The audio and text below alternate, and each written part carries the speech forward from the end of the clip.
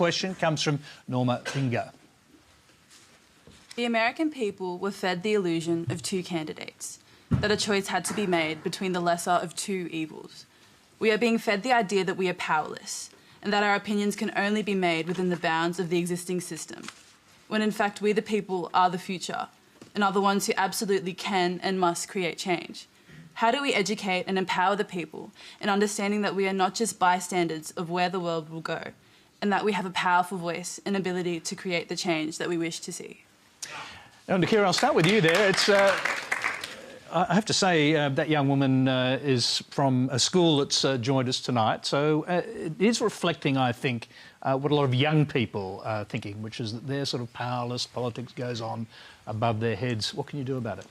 I think you've answered your own question. And the thing that I remind myself, you know, I'm just a writer and an actor. I get up here and I have no idea what I'm talking about. And I have people, you know, say things. It feels like it's above my head. But the thing is, democracy is a two-way relationship. And we do have a say and we do have a vote.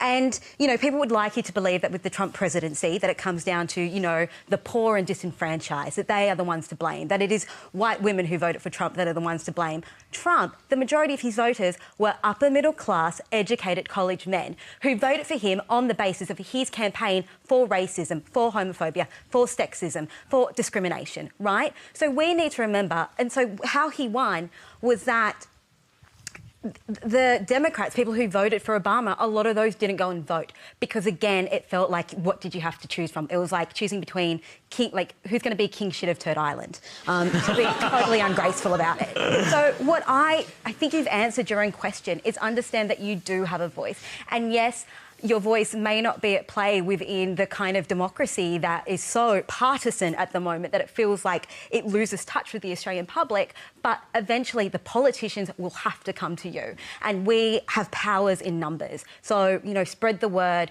be there, practice your dissent in any way you can. And I'm shaking my fist like it's a power movement, but you answered your own question. But, Tony, can I say that for a democracy to work, you've actually got to accept the result, even if you don't like the result.